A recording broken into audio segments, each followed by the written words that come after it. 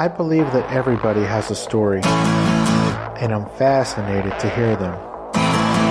So come with me as we take a walk down Fascination Street. Welcome back, Streetwalkers. This episode is with UK stand-up comedian Ollie Horn. This episode meanders from the beginning. We start off talking about where he grew up, and then we just go buck wild into some crazy, weird directions. It is a lot of fun.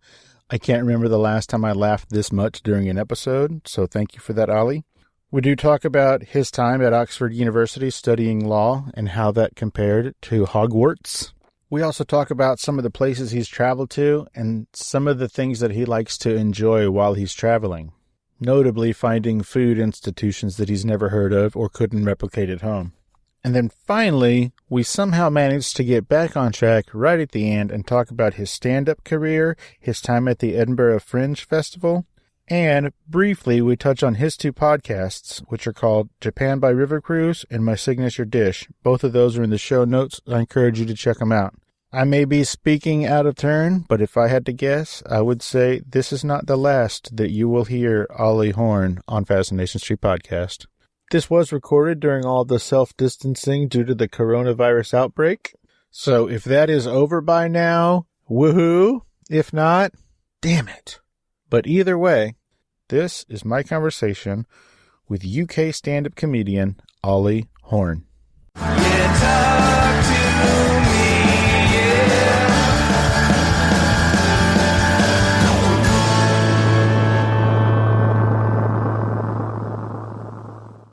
Welcome to Fascination Street Podcast, Ollie Horn. How are you doing today, Ollie? Good, thanks. Yeah, how are you doing? I am wonderful. Thank you for asking. You weren't expecting me to ask that, were you?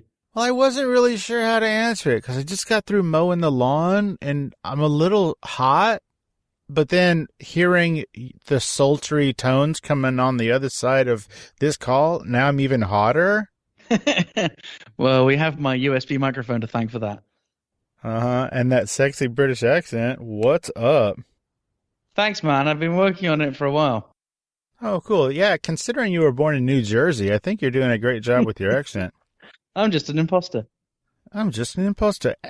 Ollie, can you tell me about where you were born and raised?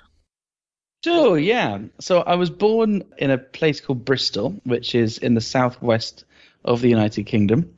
Bristol's kind of old claim to fame, I'm afraid to say, was its heavy involvement in the international slave trade. So all of the money which was made from selling slaves to you guys. You mean like me and my family? Well, I don't know. I don't want to probe, but I mean, no, never. We could never afford lunch, much less a person. Okay, well, I mean, on the basis of being an American citizen, in the same way that on the basis of being a British citizen, I'm the beneficiary of slave trade, right? So, I mean, we've got pretty heavy pretty early on, I'm afraid, haven't we? But I've committed to talking about this, so I might as well reach its conclusion. So, Bristol was basically one of the hubs of that. So, Bristol became quite wealthy, and so it's a very beautiful place, to be. Lots of very gorgeous architecture. It's next to the Roman city of Bath, named because there's a massive Roman bath there where Romans used to bathe in an area that you might have heard of called the Cotswolds. And the Cotswolds is kind of like, if you've read like a Beatrix Potter novel, that kind of idyllic Cotswold stone, beautiful rolling hills kind of. So I grew up in a very nice part of the world, but actually I say that my first 9 years was spent on an estate in a not very nice part of Bristol in a town called Bradley Stoke, which is kind of the exact opposite of that idyllic picture I paint. But I was so young then, I don't remember it. I just remember the nice parts of town from when I was a bit older. Listeners, the reason that I laughed when he said slave trade is not because I think that's funny. It's because before we started recording, we were talking about a previous guest of this show who said some things that I had to take out. Yeah. And then all of a sudden, we went dark super quick. Well, what happened was you said there's only one word I don't want you to use. And obviously, being a comedian and being someone that absolutely wants to now, break any rules that have been given to me, obviously my next question is, well, what's that word? And then you tell me what the word is, and I was like, well, I can't foreseeably see how I would ever use that word. I've never used it before, and I don't think there'd be an opportunity in this nice, warm, light-hearted podcast for me to use the N-word. But, obviously my brain went to a certain place which thought, well, let's see if we could get things off to a difficult start. Let's mention, but it's got to be acknowledged, hasn't it? The reason why some parts of the world are really nice and have loads of money is not because those people necessarily now deserve it. It's because people in the past had done something atrocious. So it's inauthentic for me to say I'm from a lovely part of the world, and then therefore for me to associate myself with that. I ought to also acknowledge it's lovely because I had a bit of a checkered past. You have a checkered past? Well, me personally, I don't think I have. Oh, you mean you've played checkers in the past? I've got it. Okay. Okay, now there's a cultural breakdown because we call checkers drafts. We call drafts pints. No, wait, y'all call them that. So anyway, I think I've answered your question. If your question was, what's the most horrific way you can start a podcast interview? Well done. You nailed it. Thank you. All right. So you grew up in the Cotswolds in Downton Abbey on an estate. Essentially, yes. If you want to paint that mental picture, why not? Yeah, let's roll with that. Why not? That's fun for me. So I guess people grow up on estates that their family doesn't own. Did your family own this estate? So, we're really dealing with some it's almost like we planned how comical this cultural clash is. So an estate, for me, right, is a housing estate. So a series of small terraced houses where lots and lots of kind of small houses are clumped together in one place, right? So like a not very nice place. Whereas in your mind, an estate is, to be fair, that is another type of estate. You're thinking like a huge sprawling castle. That is correct. I am thinking of a castle on rolling hills and acres and acres. In a way, I regret having ever corrected you. But, basically the first 10 years of my life, I think before we moved, was on like a housing estate. If you can imagine like 30 houses, so some of them are terraced, some of them are semi-detached in like a cul-de-sac. Am I using words that even exist in American English? Some of them. So should we go back to talking about slavery? Should we keep it light? Let's do with an easier topic. At least the Brits and Americans had to come up with a common language to deal with that. So yeah, so that was like, I'm not saying it was a bad place, but it was like not nice, right? But then later in my life, after my parents moved house, I did move to the countryside, to the Cotswolds, as I mentioned, to a house, a nice detached house. Right, my parents did well for themselves, but not a castle. I mean, you know that Downton Abbey is not a documentary, right? Wait, no, I'm not sure I'm buying that. Okay. Well, look, why don't we skip straight to when I went to Hogwarts, and we'll carry on from there. Don't be ridiculous. Only one of us went to Hogwarts. So how far is the Cotswolds from Dorset? How far is the Cotswolds? How do you know Dorset? Previous guest was born in Dorset. Okay. Yeah, Dorset. So Dorset is in the south of the UK. So I imagine they're like, I don't know, Bournemouth or Poole, Weymouth. I mean, I'm just naming names now. Yeah, you're just making up sounds, not even words. But it's funny, though. I mean, British people never do this, right? I actually talk about this on stage, and Americans don't like it when I tell this joke. But what I say is that when, like, British people introduce ourselves, we say that we're from the UK, right? No one says they're from England or Wales. Maybe Scottish people would say they're from Scotland, but generally say I'm from the UK. And, no other nationality ever goes any further than that, right? But Americans, when you introduce yourself to other people outside of America, you feel the need to tell us exactly where you're from, right? No one will say, I'm from the United States of America, right? You'll say like, oh, I'm from Buffalo or something.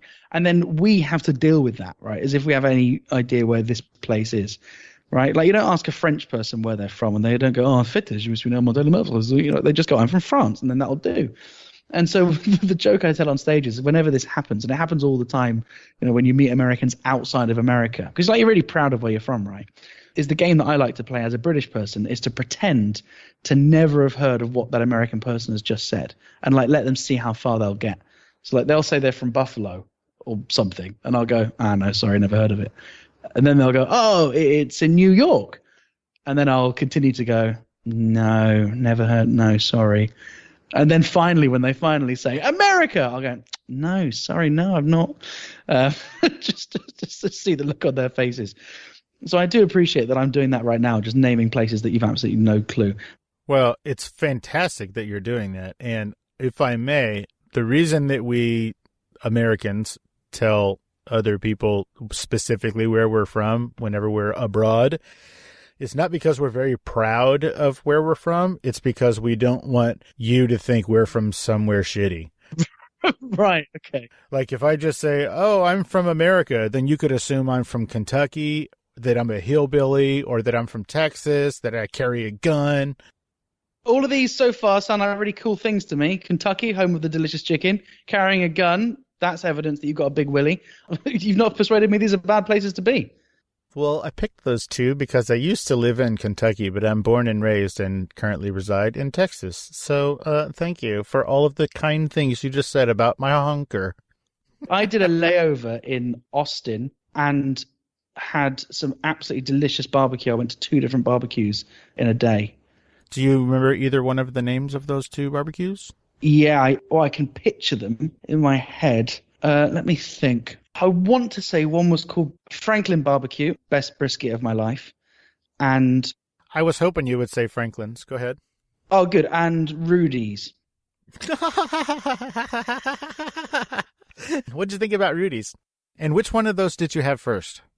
I had Franklin's first, and it was exceptional. It was so nice. Rudy's, the only thing I would say Rudy's did better than Franklin's, in my view, was the barbecue sauce. Ah, they spell it different, too. Oh, do they? The reason I was laughing is because I used to work at Rudy's, but not the one you went to, but yeah, in San Antonio, I used to work in Rudy's, and they have turned, I guess they're sort of McDonaldizing themselves, whereas Franklin's is one place, one location, and it probably will never franchise. But Rudy's, once the original owner died, the family franchised the shit out of it, so there's Rudy's all over the place, but the actual family only owns like 4. Right. Isn't there a Rudy's in the airport, or in an airport in Texas? I would imagine. I mean, Rudy's is all over Texas, so it wouldn't surprise me if there's one in an airport somewhere. Right. I live in San Antonio, which is about an hour and a half from Austin. Right. And so the way that Rudy's spells sauce is Sause. And they also, their claim is that they have the worst barbecue in Texas. And they say it ironically, I guess, but a lot of people feel that that is a true statement. Right. And so I was just curious. But I'm glad you said Franklin's, because I was going to guess Franklin's because it is world renowned as the best barbecue in Texas. Yeah. I can believe it. I mean, just absolutely mad good brisket. What I find quite funny about American food is sometimes it sounds horrible. Like, I don't think you're very good at naming foods. Like burnt ends. Oh my God. No, we don't do burnt ends in Texas, but they do that in Kansas City. And the first time I hate to interrupt you, sorry, but the first time I was in Kansas City and somebody said I should have burnt ends, I told them to get bent. I was like, well, you fucking have burnt food. I'm just trying to eat, man. Precisely. But those are ridiculous. Yeah. So good. Yeah. I actually picked Texas as a layover because I got into barbecue. Like, I watched YouTube videos of barbecue. I really like cooking, right? And I do like going to restaurants. One of the reasons why I was attracted to being a touring stand-up comedian is like traveling and eating food all over the place, right? Going to different countries and eating their food. And I kind of try and have a policy that I will eat out in restaurants which does food that I couldn't possibly make in my home kitchen. Because there's just no point, right, in going to a restaurant and ordering foods which you could have made yourself. Like, I don't know, to put like an economics lens on it, rewards restaurants for being specialists. And I think the idea of like having a smoker that's bigger than the size of my apartment and like someone putting this meat on for like 24 hours and having someone monitor it and stuff is like, that's effort which I would never go to at home. I mean, although I've seen there are people on YouTube which do this, and it's like meat is basically a proxy for their own personality, right? These divorced dads. But but like generally, I don't think I'd go to that amount of effort. And so I was so excited to do so. I actually got quite lucky. I remember back when I was a university student, I went to Washington, D.C. for a law competition. Former Q ladies. This boy traveled internationally for law competition. Former Q ladies. And I remember, right, I took a flight back at a different time to my teammates. I can't really remember why. I think I had to leave earlier. And I went to the airport, whichever airport that is in Washington, D.C., and there was basically no food stalls open, but one burger restaurant, which looked pretty crap. Like, it looked shit, because there was, like, bags of potatoes just stored there, right? And it had a really simple menu.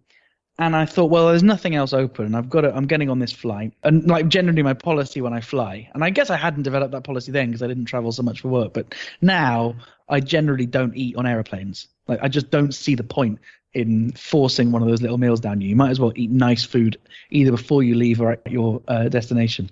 But I bought a Five Guys burger with Five Guys fries without realizing that Five Guys was like an established and very loved brand. And this was before Five Guys came to the UK. And I was just so amazed by how delicious this burger was, right? It was just like nothing I'd ever had before. This was even before there was kind of a burger revolution in the UK where we started to take burgers as seriously as you do. I mean, burgers do prove that there is a way of creating something which is greater than the sum of its parts. Because just like ground beef and bread and some sauce and some lettuce or whatever else you put in it does create something quite... And so I just remember this feeling of being like about 10 p.m. in this airport, just thinking... Wow, do I need to write a food blog about this place? Like, why don't more people know about this crap little burger restaurant that's happened to get its concession at this airport? Of course, then I Google it and find out that it's all over the West Coast. And so I like moments like this. I really like going and eating food that you plan for months in advance, then finally eating it. Like the In-N-Out burger. I'd read about In-N-Out burgers for about 2 years before I finally got to try one, and it absolutely lived up to the expectation. Hey, Streetwalkers, here's a word from our sponsors. Guess what, Streetwalkers? The gear is here. A bunch of you have been asking for quite some time, and now finally it's here. Head over to FascinationStreetPod.com and check out the gear tab. There, you'll find all kinds of FSP items to tickle your fancy. T-shirts, coffee mugs, sticker packs, pins, buttons, coasters, and my personal favorite, for just $5 you can get one of those weird little phone handle pop thingies. So head to FascinationStreetPod.com and show the world that you're proud to be a streetwalker. Special thanks to my good buddy Stephen O'Reilly from the Bar Star Podcast for these dope drum beats. Check out Steve's work at O'Reilly Drums on Instagram or search Stephen O'Reilly on YouTube. Let's get back into it. We're covering a lot that doesn't talk about you, and that's cool. But well, we can go back to slavery. This episode is going to be titled Slavery in the Cotswolds. So when you mentioned that this burger place looked shit and there was bags of potatoes out there, in my head, I was picturing Five Guys. Oh, there we go. Part of the reason that, because a lot of restaurants in America store their dry goods out where the public can see them, and the reason is so that you can see the quality of ingredients that they're using. How the hell do you judge potatoes that are in a bag? Well, because on the side of the bag it says genuine Idaho potatoes. Oh, there we go then. Well, that's why. That's what you need to do. Just stick a stamp on it. Correct. If the bag says genuine, who am I to disagree with the self-declaration of a bag? Exactly. But I also had heard about In-N-Out for a few years before I actually got to eat one. And then the first time I got to eat one, oh my gosh, the line was so long, and I was like, don't care. Oh, was it? Oh yeah, the line was really long. Which one did you go to? It was in Las Vegas. Right. Okay. So I went to one in San Francisco, and I didn't go to the kind of popular touristy one on Fisherman's Wharf. I went to another one. There was no line. You know, it was busy, you know, as it is. But for me, that kind of made it even more exciting. It didn't feel like I was at Disneyland, where like I'm queuing for a long time in anticipation of this amazing thing that everyone else is expecting to be amazing. For these people, it's routine, but for me, it's special, and that made it feel even more special. Right. And it was, I guess, fairly new, so that's why it was probably so busy. But now we have them in San Antonio, and there are a couple of them, and there's never a line. So I always thought In-N-Out's thing was that they would only stay on the East Coast. Is that no? West Coast. Sorry, West Coast. Excuse me. Well, I'm sure that at one time that was their thing, but money talks, and it's a big country. Right. So they're all over the place. Krispy Kreme was the same way. They didn't used to expand, and now they're everywhere. There's probably 15 or 20 Krispy Kremes in San Antonio. Krispy Kreme, again, is one of these brands, right? It's so funny you mentioned this. Krispy Kreme had one single location in the entire of the UK, in London, in the most expensive department store called Harrods. It had a tiny little stand in Harrods. No, I think it didn't have a stand. I think it had the thing where you can see the glazed donuts being made, right? Sure. Where it baths it like it's going through the conveyor belt. a sugar car wash. Oh, stop it. I'm getting excited. And so I remember like that was a thing. Like if ever mum had to go to London for whatever reason occasionally, like she would like make a special trip to go to Krispy Kreme, and then she'd bring this box back, and it would be an event, right? You know, people from around the neighborhood would come and gather to look at this box. And so then what happened was they then opened more locations, and the moment they opened one in Bristol, it was all of a sudden like pedestrian and no longer exciting. Yeah, it was no longer a destination. Yeah. I even remember they did this thing where you could order boxes of them for a charity event. They still do it. Yeah, because in memory of my late grandmother, I organised one of these like donut days at my school, I remember, and we made a killing, an absolute killing, because you know there wasn't a store in Bristol at the time, so they knew that they were being brought from London. I don't even remember how we got them in the end. Logistically, that seems like quite a hard thing to have done, to have brought literally thousands of donuts from London to the Cotswolds. But, you know, I did it. We made an absolute killing. We were selling these things for £1 each. We were making thousands of pounds for, ironically, a cancer charity. And I'm sure a high sugar diet doesn't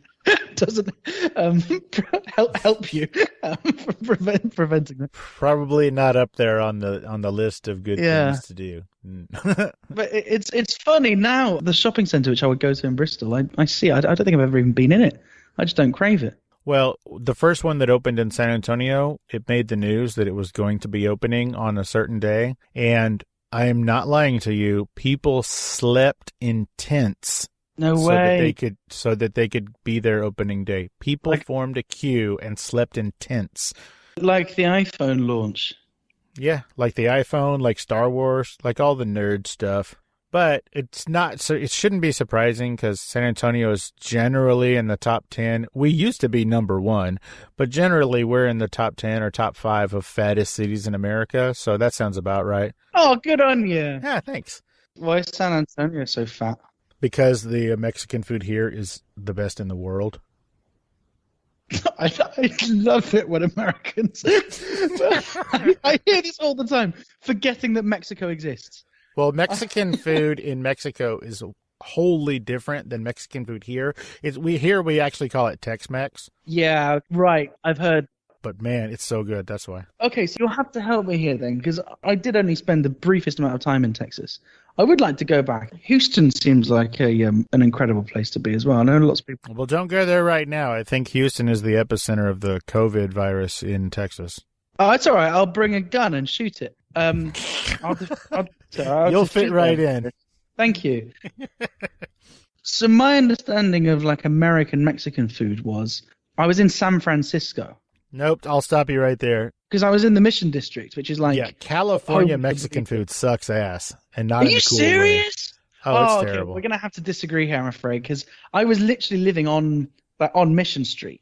And so I would leave the Airbnb I was staying in and just had this absolute embarrassment of riches on my doorstep of just the most amazing, tacos and burritos and, well, I mean, I don't need to explain what these things are. I mean, obviously your listeners don't need me to tell you this, right? You might need to explain what the fuck a taco is. Really? Yeah, because that's not how we say it. What do you say? Taco. We say taco. Oh, okay. Taco. Well, anyway, so you had these delicious tacos and burritos. yeah, and they're delicious. And what I really liked about it too was you kind of had to order in Spanish. I mean, like obviously you didn't have to, but the menu is basically in Spanish, and the people that are serving you very often like don't ask you what you want in English. They'll start speaking to you in Spanish because like so much of the community is just using Spanish. And so that felt pretty cool.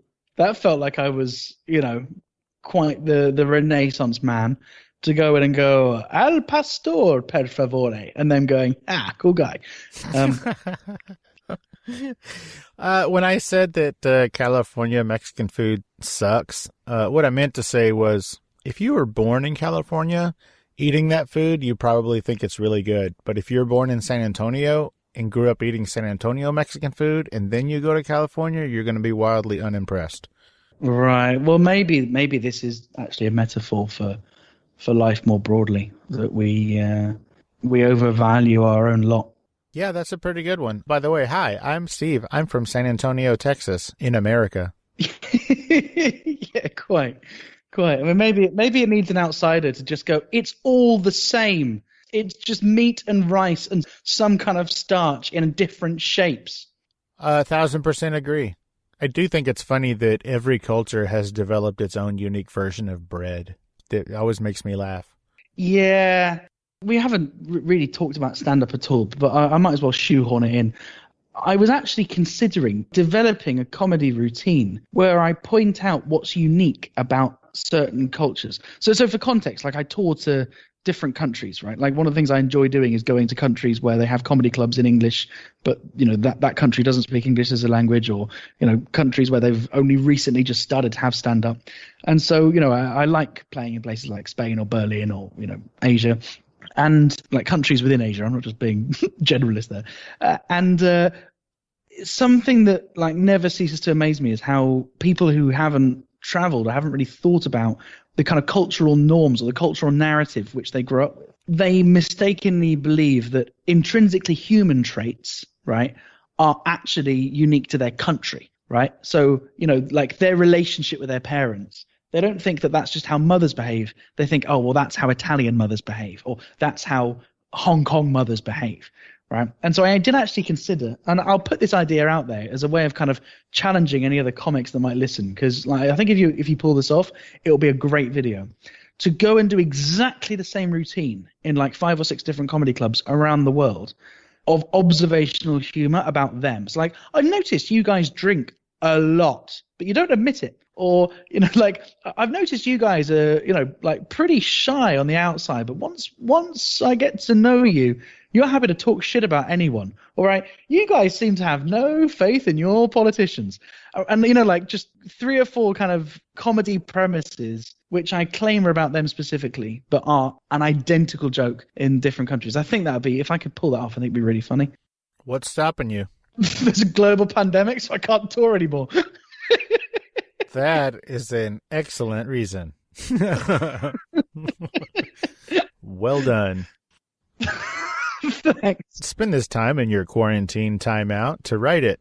Yeah, I should. And I do kind of believe it'd work. I think if you picked the right topics, obviously you'd have to do some crafty editing. But, I mean, certainly I don't believe that I'm going to be back on the road for at least another 6 months to a year. I'm fairly pessimistic about, because obviously like comedy clubs are going to be bottom of the pecking order in terms of what's going to reopen, right? Like if you wanted to create the perfect fertile breeding ground for a virus transmission, you would probably like create a comedy club. But yeah, I mean, I'll try that on the next tour. Hell yeah. So you were studying law at Oxford University. I don't like to mention it, but considering you did, yeah, I did. I would tell everybody. I would tattoo that on my forehead. I would leave the part out about how I failed out of law school, but You studied, you never graduated. Well, it's funny, I don't actually know if I've got my certificate. Like, I keep telling people I've graduated, but I think if I had to prove it, I'd struggle. Oh, nice. I wouldn't lead with I dropped out or I didn't get my certificate. I wouldn't lead with that. Yeah, well, to be clear, I didn't drop out. I mean, that's a rumor that you've started. And I'm going to edit out where you just said it didn't happen. I'm going to edit that part out. Go ahead. I knew not to trust the Americans with fake news. Trump was right all along. Yeah, and I enjoyed studying law, and like Oxford's just a brilliant place to be. It's a really nice city to live in, and it's kind of as you imagine it. Like, it's more Harry Potter than you would believe. That is to say, I mean, like actual Harry Potter was filmed in some of the libraries that I studied in. Oh, for real? Yeah, for sure. Let me explain quite how Harry Potter, my Oxford University experience was. Harry Potter was filmed in many of the buildings which I used every single day. We had to wear gowns, like the students do, for like formal meetings with our tutors and exams. And I went clubbing, and Emma Watson was actually there because she was an exchange student in one of the years that I was studying there. So I think that's pretty Harry Potter to have actual Hermione there. Wait, what does exchange student mean over there? Oh, well, so she was studying at an American college. I think she was at Brown's. And so she did a semester or two abroad, but obviously it was back to her home country. That's weird. You can't call that an exchange student. Oh, I'm just going to go home for a semester or two. And that'll be an exchange student. Why wouldn't That's you? weird. Well, I mean, but it's, it's Oxford. I actually had some friends in the same college as her, and they had to give her a fake name and stuff. Because above your door, where you live, you have a little name card above your door. Because you live within the college, right? Sure. To give some context, my bedroom, which was in this kind of 17th century... Slow down. Let me turn the lights down. Tell me more about your bedroom at college. Well, put it this way. It was in a building which is literally older than your country. And so that's a flex, isn't it? Was directly above the law library. So like law students had their own library within the college, and there was only like 30 of us. Very wasteful. It's very wasteful. And beneath the library was the student bar, again, only accessible to students from that college, of which there were only 300. So there are about 50 colleges in Oxford, and each have their own, they're each kind of self-sustaining institutions. And so, there would be days where you wouldn't necessarily leave the college. Everything you needed was there. You'd leave to go to faculty buildings for lectures. Some tutors would even also live in the college, and you'd go and have your tutorials with them. It is odd. I mean, it's definitely a different student experience to other universities. And I had a great time. I really liked it. It was really hard. And there were times when I felt really stressed. The workload they give you is absolutely impossible. It's designed to be impossible. And so part of the skill is working out which work you actually need to do. And I think if you're late to develop that skill, you have quite a tough time. But I really liked it. But I kind of decided that I didn't want to go and become a lawyer, at least not straight away, after I did my exchange year in France. Now, is that far enough? Am I allowed to go to a neighboring country for my exchange program? Yeah. You're supposed to go to a neighboring country. All right. And that is an exchange student. I'm glad I got your approval. So, yeah, you're welcome. I'm here for you, buddy. Great. We're in this together. So I went to France, to a city called Paris, which has, honestly, some of the best French food in the world. You know what's really funny is that here in Texas, we also have a Paris. Do you? Yes. It used to be, I don't know if it still is, but it used to be the home of the Campbell's Soup Company. Interesting. Paris, Texas. Why did I think that Campbell's Soup was a British brand?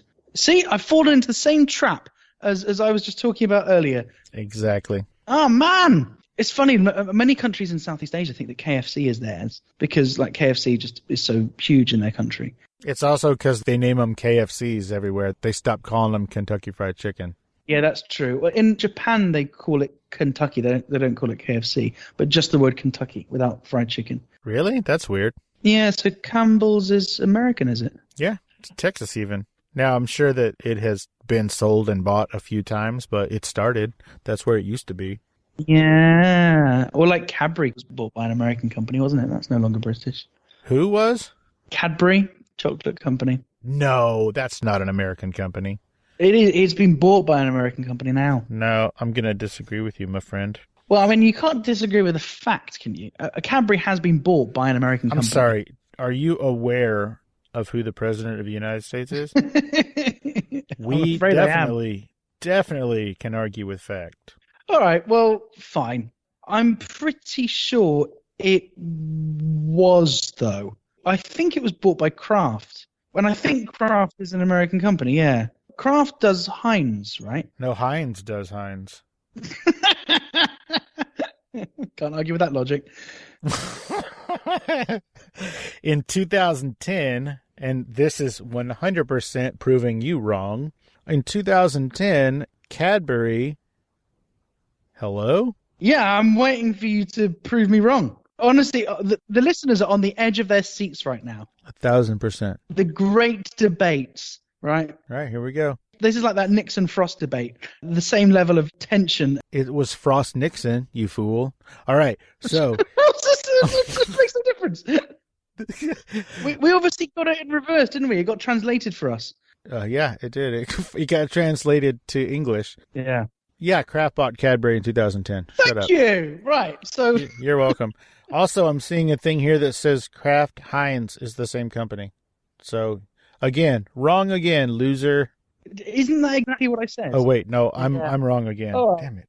I hate when I'm a wrong loser twice. Well, I guess you have final edit rights on this thing. So if this mattered, if you had the kind of personality for which, like winning an argument with a man on the internet, which essentially what we're doing is a digitized audio version of a YouTube comment fight. If it matters to you to win this, then by all means, I'm happy to let you have it. Well, thank you very much. I'll take it. So I'm right, you're wrong, what a loser. USA. Hey, Streetwalkers, here's a word from our sponsors.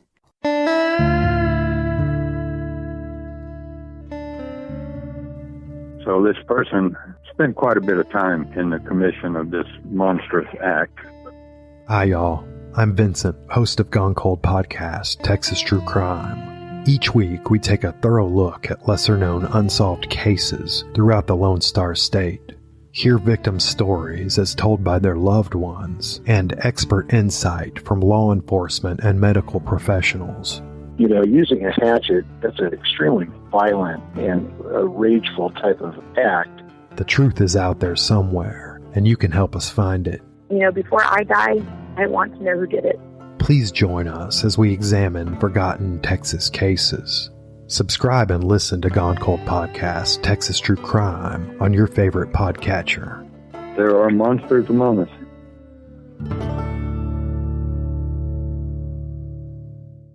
Let's get back into it. When did you decide to get into standing up comedy? Very funny the way you asked that question. Good on you. Also, can you stop punching the microphone as you're talking? I'm not punching, am I? Yeah, it sounded like it. Oh, really? Oh, I was punching the air as I was thinking of USA. Do you know what I just remembered? When I just said USA, right? So I'll quickly tell you the story. I will answer your question. I promise I'll be a good interviewee eventually. But I did a gig at an American Army base. Well, not at the base. At a comedy club just outside the base. So I wasn't actually kind of on American soil. In South Korea, just south of Seoul, at a town called Osan, right? And the comedy club there is basically like 98% of their customers are American troops. And I was doing 2 or 3 other dates. I did a date in Seoul and a date in Busan, and this was kind of on the way in between. And I'd played the club before. It's run by a really nice group of people. And for some reason, I didn't put 2 and 2 together that I was doing this tour in July last year, right? And the date which I was booked for was July the 4th. And I just didn't think about the significance of that date, right? And so for some reason, no other comics had been booked that evening. I think there was a host and maybe a local opener, but no other headline act. And so I was faced on July the 4th with the MC. The MC didn't even tell them that I was British. And so they'd all bought their tickets for a comedy night. And then out comes the loser. Right, the July the 4th loser. And it was a really, really hard gig. I had to do an hour to about 300 military men, like American, bloody. And I made a terrible first joke, which I'm happy to share with you. And I'm not saying I'm proud of it. Oh, please. Please share it. Sometimes as a comedian, you have to deal with the moment, right? You have to play the cards that are dealt to you. And I thought, look, there's going to be some hostility, right? So I'm just going to have to fight fire with fire, right? Which is, I think, American foreign policy. And so what I said was, looking at this room of you, I now finally understand American foreign policy. You even look disposable. Now, I thought that was really funny. Oh, my God. You said this to military? Yeah, man. Now, put it this way. It is funny. What I said, that is, it's awful, but it's funny. And some people did laugh, right? But some people didn't want to hear that from a British accent on July the 4th. And so I had a proper uphill battle for the rest of the gig, right? I was due to do an hour. And already, like, the room was not perfectly set up. You know, there was, like, kind of a couple of empty tables at the beginning, but a big, massive groups of people at the back because they'd come in late and the waiters hadn't moved them. And, you know, the show had started late, so people were already getting quite drunk. And, you know, it was not a great environment to begin with. And the way that I eventually won the crowd back, right, was I also offended them a couple of times by saying things like "our founding fathers," which they didn't like. Like when someone heckled, I said, "Is that really what our founding fathers would have wanted you to do?" And they didn't like that. But the way I won them back, this is true, was starting a chant, USA. And like, I don't know what it is about you guys, but like, you can't help yourselves. And so everyone was then joining in, like some kind of Pavlovic dog reaction. And from that moment on, like, the gig was a bit of a breeze. Yeah, that's what we like to do. Is we dumb it down to the lowest common denominator, and everybody can chant those 3 letters. And so that's how we. Everybody, irrespective of your the one thing the American education system guarantees is we will teach you 3 letters of the alphabet in that order, and you will be able to grunt them. That's correct. See? And Oxford wastes giant libraries for 30 people. See? We know what's up. That's so funny. Thank you. That's so funny. So, I mean, I'll answer your question, how did I get into stand-up? But, I mean, basically, I was, you know, like any comic, unresolved childhood trauma and looking for a way to prove how clever I was. I was just, you know, I was just a massive fan of comedy. I really liked comedy. I liked watching comedy. I think anyone that gets into stand-up does it first and foremost because they like that world. You know, they like comics, they listen to comics, they identify with them, and they want to be part of that world. And I think anyone that tries an open mic night is like doing a hugely brave thing. I mean, right now, walking onto a stage doesn't frighten me, but I do completely remember that first feeling of going and trying an open mic night and it being one of the most petrifying things I'd ever done, because you just feel so exposed. Even if you're used to doing public speaking and presentations at work, or even singing, or, you know, some other kind of performance art, stand-up is a particularly exposing thing to try, and particularly in an open mic night, right, which is a fairly hostile environment, even at the best of times. It's not a room full of people that are willing you to succeed necessarily. And so, you know, I got into it not because I wanted to be a comedian, because I wanted to try it, right? You know, the end goal wasn't to do it as a job, but to try open mic comedy. And so, then what happens is you do it more and more, and then you get good at it, and then there's a kind of a pivotal moment where all of a sudden people are asking you if you will do their show. That's really important, right? The moment you stop hustling to get on shows, obviously I still am hustling to get on shows, but, you know, the moment you're kind of recognized as having some value to someone else, that then makes you think, you know, maybe I could have even more value to more bookers. And so that's kind of how it happens, right? You just keep going. And just completely attracted to the lifestyle, really. Comedians are really interesting people to hang out with. I can't think of another job where I would be able to travel as much while also having a huge amount of time to actually enjoy the place I'm in. I think a lot of people who are fairly smart at school, they kind of have a problem that they need something to occupy them. And school's very good at always giving you something to do, right? Like, you can basically go through all of high school, all of university, always having something to think about. There'll always be another assignment you could be working on, or your final dissertation or something. I think I quite like that, or rather I learned to get used to it and learned to enjoy it. And so one advantage of being a stand-up is you always have something you can think about, you know, even in what could otherwise be the most boring pedestrian moment, you can try and, you know, observe your surroundings with a slightly sharper lens than someone that wasn't doing stand-up as a job. I quite like that aspect of it, that no matter what situation I'm in, happy or sad, or, you know, boring or interesting or stimulating or non-stimulating, there's always a way in which I can engage myself and give myself a sense of purpose. I'm mining this situation now for material. Well, that makes sense. You spoke earlier about how difficult sometimes it is trying to get a room full of people to laugh when they're maybe when they hate not you. Exactly. Yeah, when they hate you. Yeah. And so tell me about your time at the Edinburgh Fringe Festival. Now, they are notoriously make me laugh, motherfucker. Yeah. I mean, have you been yourself? I have not. Okay, so for people that haven't been to the Fringe, it's incredibly hard to explain what the festival is. And before I even went, I listened to podcasts and watched YouTube videos and read magazine articles about the Fringe. And I already had a sense that the scale of this festival was enormous, right? But until you actually go, you simply cannot comprehend quite how massive this festival is. The festival doesn't even do it justice. Basically, the entire city centre of Edinburgh is taken over by the performing arts. And every single space that could conceivably be used as a venue, from the actual theatres that are there all year round to lecture halls from the university that's closed because it's the summer holidays, or top rooms of pubs or beer cellars, or even like a chicken coop has been used as a venue. Every single possible space is used for a venue for the performing arts. And like stand-up is a huge part of the festival, but it's also dance and music and theatre and spoken word and all sorts of other stuff. And there are literally thousands of shows, like literally thousands. And so when I did the show which I did last year, I worked out that at the very time which I was performing, which was 3:15 p.m., which sounds like a weird time to have a show, right? But people are just watching shows all day. You have comedy fans that literally wake up at 10 a.m., watch their first show at 11, don't go to bed till 2 a.m., and they've watched 8 shows during the course of the day. And that's pretty common. At that very time, right, within a 3-minute walk, there were 18 other comedy shows you could have watched, right? So if you just gone 3 minutes up the road or 3 minutes down the road. And so the abundance of choice from the audience perspective is enormous. So it's not like, say, touring to, I don't know, let's think of a good example, Myanmar, which I've been to do a gig, where like you're the only comedian that's been for like the last 3 months.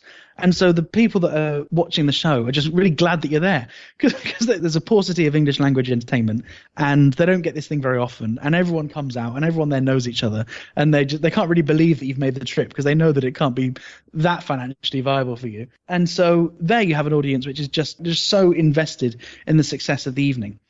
At Edinburgh, I wouldn't say you have a hostile crowd. It's, people don't want to hate your show. They're going hoping for a good time.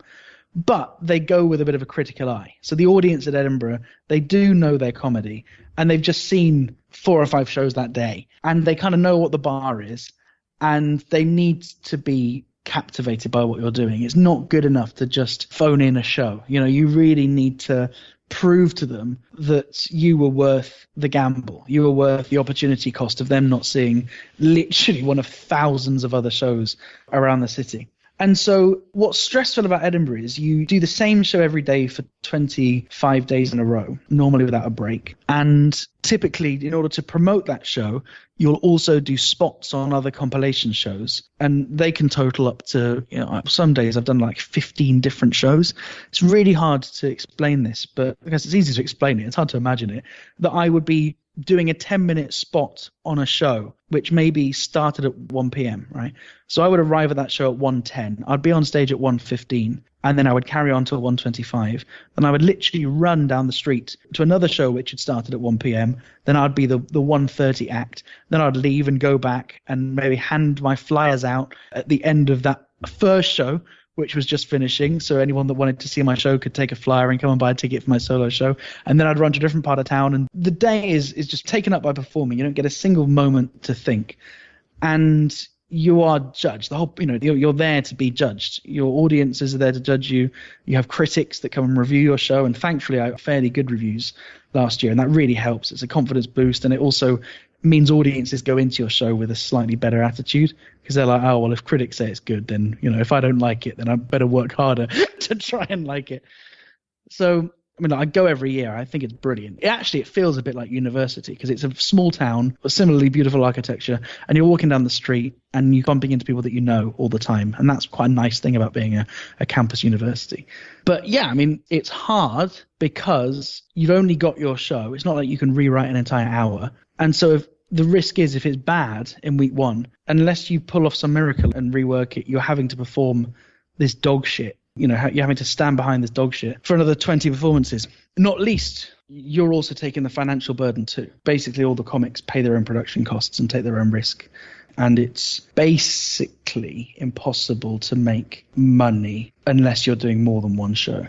So what's to stop you from changing the show up if it didn't seem to be working? Well, of course, you can change the show up, and you do. I mean, there's no question that, certainly the first few days, as you're kind of finding your feet and working out how you're going to use the room, you do change it. But once you've kind of committed to an idea, don't forget you've got a title, you've got a poster, you've got a concept, people have started to write reviews. You can't just completely rewrite it. You can't go after a week, fuck, this isn't working, I'm going to try something radically new. I mean, I guess you could. There aren't any rules, right? That's something you keep having to remind yourself, actually. There are literally no rules. And I mean, to prove how there are no rules, one of the conventions at the festival is you have these big billboards all around town. So every single surface around the town has billboards, has posters on with pictures of the shows. And once you get a review with like 4 or 5 stars, you'll stick those stars on the billboard, right? And maybe a little pull quote, something from the review which says how good it is. And when I realized I'd probably got about as many reviews as I was going to get, I thought I want more stars. So I put my high school GCSE results on my poster. So I printed off my results. And like in the UK, we have a grading system which goes from F all the way up to A star. So it's not just A, it's A star if you get the top marks. And I got loads of them. So I just put my results on as a way of reminding myself there are no rules. You can do what the hell you want with this festival. There's no such thing as industry. But that said, if you're a week in and you want to really completely rewrite a show, firstly, you haven't got time, right? Firstly, writing a whole new hour is basically impossible. And also, you're selling people on something, so you have to vaguely deliver that. And I know friends that have completely lost faith in their show in the first few days, and it's a hard month. Thankfully, I've not really had that problem yet. I've always sought to work really hard on the show before I take it to the festival. So, I'll take it to other festivals like the ones in Australia, or the last show I did some dates in America, and I did loads and loads of preview shows in the UK. And so I kind of took the show up last year, pretty confident that it worked. And did it? Yeah, it did. I went hoping that I wouldn't stop working on it because I had tour dates booked after the festival. So I thought, I've got 25 more opportunities to improve it. And, and you do, even if you just make 30 seconds of the show different, right? 25 different lots of 30 seconds is actually a huge improvement. And sometimes, you do a routine for the 100th time and, just make the smallest change. I remember one time I was talking about a conversation I had with a store clerk, and rather than saying what they said, I just did the face of what they said. I thought, why not try it? You've got nothing to lose, right? If it doesn't work, you just do it the normal way the next day. And it worked really well. It got a huge laugh. It's really powerful, right, when you can make people laugh by not even saying anything. I thought, oh, brilliant. And so, I did try and have that attitude that if I can make these small changes. And, what you want at the end of the festival really is a show that you're proud of and somewhere to take that. And so I wanted it to be good enough that I could film it, and that's what I did, with the hope that it would be released on Amazon Prime. There's a small problem with that, which I won't bore you with, but I use clips in my show which I haven't got copyright clearance for, and I've struggled to get them, and so maybe it won't end up on Amazon Prime in the end. But I got that out of it, and I had opportunities to tour to new countries and new venues as a result of going to the Fringe last year, and I had casual sex. What was this lucky fellow's name? I like it. Very funny. Very funny. It's funny because gender norms are still funny. So he won't say it, but folks, I am under the impression that his show at Edinburgh Fringe Festival was critically acclaimed. When I asked him how it went, or if it went well, I was trying to get him to say it, but he won't do it because I guess he's British. I'm a humble boy. Yeah, well, yeah, I mean, it went as well as I could have hoped, really. Like, when you write an hour of material, I presume most of the people that listen to this are in the States.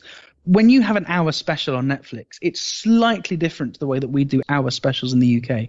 Our hour specials are a bit like, if you've seen Nanette on Netflix, do you know Nanette? I'm sorry, I don't. Oh, it's fine. So that's a show by an Australian comedian called Hannah Gadsby, where she doesn't just do stand-up for an hour, but she kind of has a point to make, right? She has a bit of a story, a journey that she takes you on. So the British way of doing an hour special is not just doing an hour of material, but having it a slight element of theatricality. So kind of some message or some story or some subtext. It's not for me to say, but we do it in a slightly more clever and sophisticated way than you do it. And so you always wonder, you always worry when you take a show which you say is about one thing, but actually you want to make a point, what you hope is a fairly well-reasoned and thought-out point about something else, some social commentary or some injustice as you see it. You hope, right, that people will be able to take that from your work. And thankfully they did. If anyone's listening to this and they want to see it, the way in which they can, I will literally send them the MP4 file for free. Because while there's still this debate as to what on earth is going to happen with these clips, I'll just send it to your listeners illegally, as long as it's like within the next few months. Well, as long as you don't charge them, I don't think it's illegal. Well, okay, we'll put it this way. It is. Remember that law degree I told you about? I specialize in intellectual property law. It definitely is illegal, but I also don't care. So, yeah, if they go to olliehorn.com, OLLIEHORN.com, and just sign up to my mailing list, then they'll have my email address.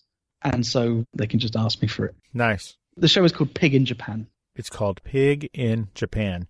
Oh, earlier you asked me if I had seen Nanette, Hannah Gatsby's stand-up. I haven't, but I have heard a lot about it because I listen to a lot of podcasts that have a lot of comedians on them. And, you know, we talk about how now we're a global economy or whatever the hell, how, you know, it's a small world now because of travel and internet and all that stuff.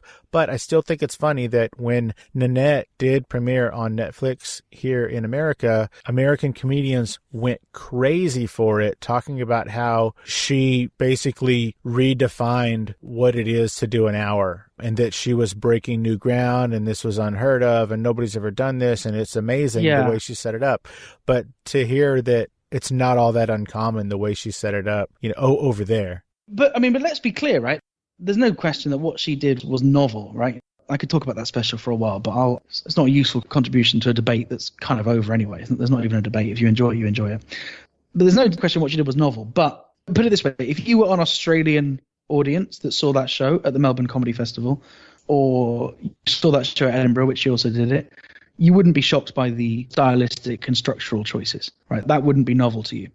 But there are comedians which are credited to creating that. An Australian comedian called Brendan Burns, who, if your listeners or if you're a comedy fan and you haven't heard of Brendan Burns, then I would highly recommend you get on that. I'll stop you right there. Previous guest of the show.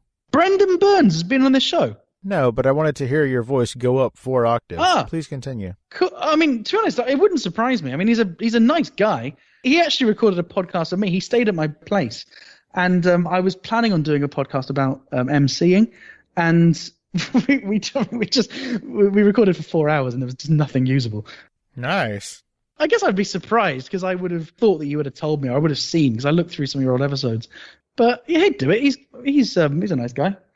I watched him go on stage for the first time after kind of revealing these personal problems which he had, and it really did reaffirm like the power of stand-up comedy, that a room of 50 people who were not expecting him to drop these kind of truth bombs all of a sudden were just listening to some really dark stuff, but nevertheless laughing and like seeing him, you know, earlier in the day talk to me about some of these really horrible things that he's gone through. And then all of a sudden saying exactly those same things, but in a way that's making people laugh is just magical. I mean, it really is.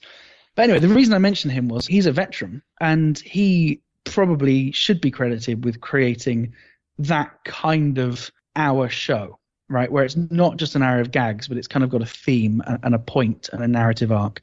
He's got a massive back catalogue and you can buy all of his specials on his website fairly cheaply. He's got loads of them.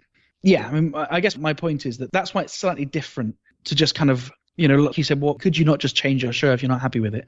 Problem is, if you're kind of already committed to it and maybe you've even got some like lighting states and some props or, you know, some hook or some, you know, whatever it is, that does limit you somewhat.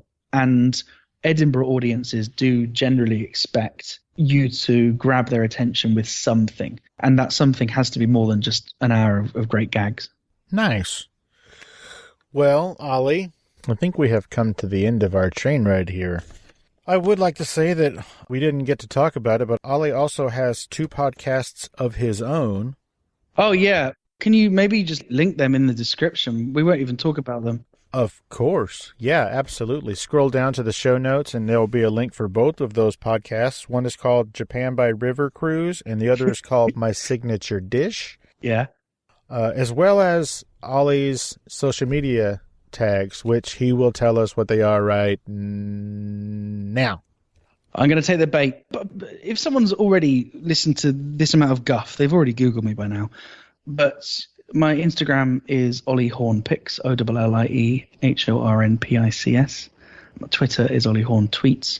But the highest quality content from me, the most infrequent but spot on, is my mailing list on olliehorn.com. So I would go there, stick in your email address, consent to my privacy policy, which I don't think I have one, but I'm a private guy, and drop me a message to say you've listened to this and you want a copy of the special. And I may not even reply to you, but you may just get the copy dropped in your inbox. Wow, he won't even reply. What a sweetheart. Play hard to get. Everybody go to olliehorn.com, and the only thing you can do is put in your email address there. There's nothing on there. Yeah, that is correct.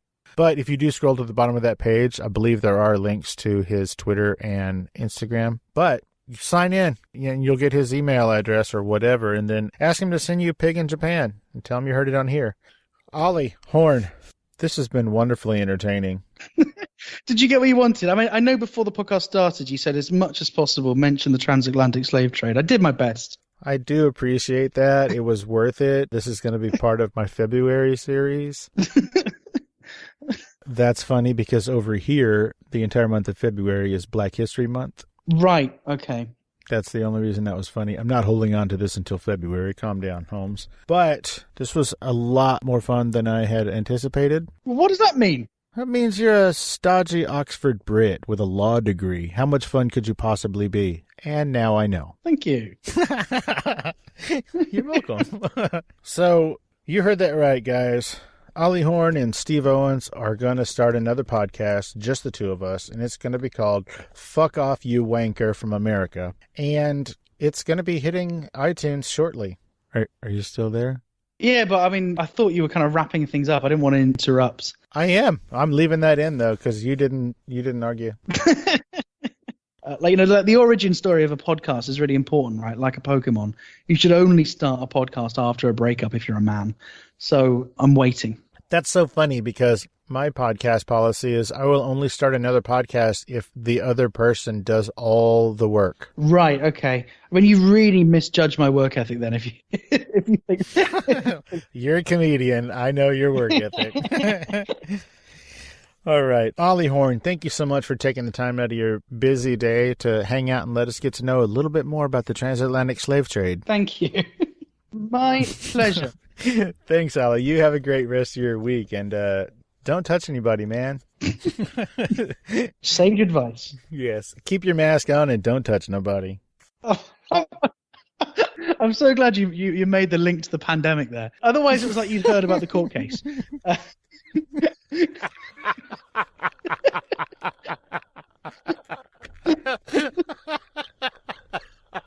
I guess that was a bit out of context. It's like all of a sudden, hang on, why does he need to now tell people not to?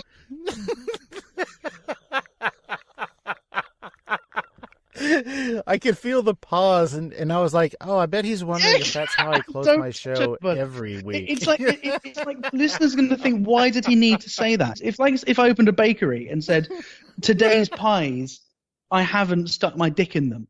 It's like, that's a good sign. It's good to know. But you shouldn't have to write that sign. Oh, that's what this episode's going to be called. Today's pies, I did not stick my dick in them. Ollie, you have a great rest of your weekend, man. I'll talk to you later. I can't imagine we're not going to keep in touch. This was so much fun. Thanks, Ollie. You take it easy. Bye. Cheers. As always, thanks for listening, Streetwalkers. And don't forget, follow the show on Twitter at FascinationSTPD, on Instagram at Fascination Street Pod. Follow the podcast page on Facebook at Fascination Street Podcast. And of course, you can always email me at fascinationstreetpod@gmail.com. And if you haven't already, don't forget to hit the like and subscribe button and rate us on iTunes. Opening music is the song Magnolia from the 2014 album Intransigence, used with permission from Douglas Miles Clark. Closing music is Apollo from the 2001 album Into the Known by the band Sapphire. Thanks for hanging out with us and getting to know a little bit about our guest.